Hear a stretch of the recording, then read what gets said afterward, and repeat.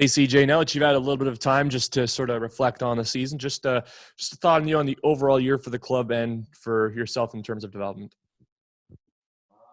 I think it was a pretty good year for the Moose overall, with the guys returning. We didn't quite know what we had right away, and I think we ended up coming together throughout the season and really putting a push towards the end. And unfortunately, the season came to an end with 36 games, and we wish we had more. So I think overall we did pretty well as a team.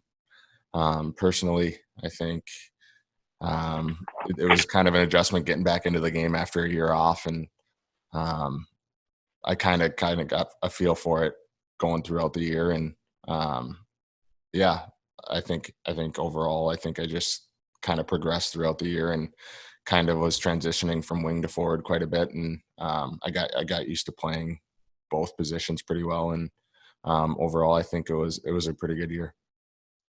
You're also named as one of the alternate captains on the team this year. Just what did that mean to you to be going out there every game with an A on your chest, being one of the leaders on this team?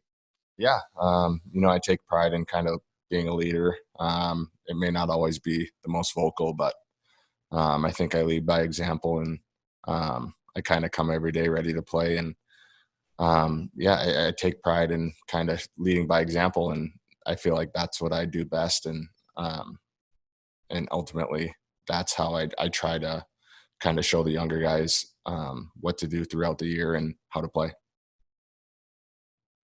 We'll go next to Dave Minuk. Go ahead, Dave. Thanks, John. Hey, CJ.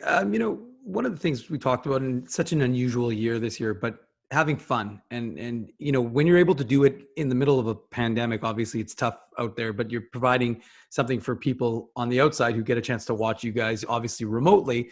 But how much fun from a perspective with this group as a hockey player did you have with this group? I mean, obviously with the winning, but just overall. Yeah, I think this year was awesome. Like you said, with this group, it's pretty awesome that we were able to come together with kind of the limitations that we were kind of held to.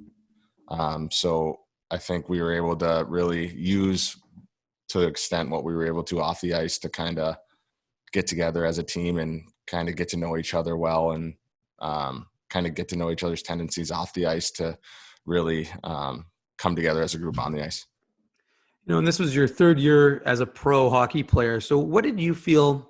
How do you feel like your game is ready to take that next step? Because again, you said it was a tough year, right? You had the taxi squad situation. It was very unusual in that regard. But from a player's perspective, from your own perspective, how do you feel that you've grown and are ready to transition to that next step in your career? Yeah, I think that ultimately I'm ready to kind of take a step forward and kind of being a pro and learning kind of how to approach each and every game. I think that's kind of massive in your approach and being consistent. And for me, I think being able to come to play and kind of produce day in and day out and be able to be responsible in the defensive zone as well as the offensive zone and kind of play both ends of the ice. I think doing that day in and day out, I think that's what will really help me progress. Thanks, EJ. Appreciate it. We'll go next to Jacob Stoller. Go ahead, Jacob. Hey, CJ, what can you say about the job Pascal Vincent and his staff did under such a trying year?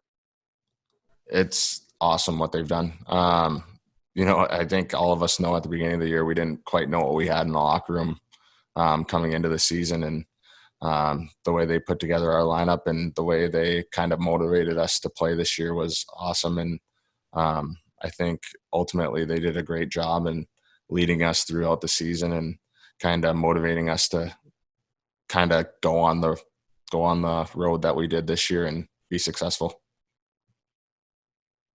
Entering this season knowing that there's no playoffs, I know obviously we don't talk about it too much in the AHL because of development, all these other factors, but that must have been really tough knowing that there wasn't that playoff spot to fight for.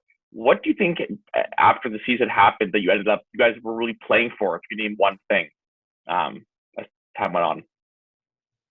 For the most part, I think it was just getting back to hockey, right? We had such a long time off that we really wanted to just get back to playing the game we all kind of grew up loving.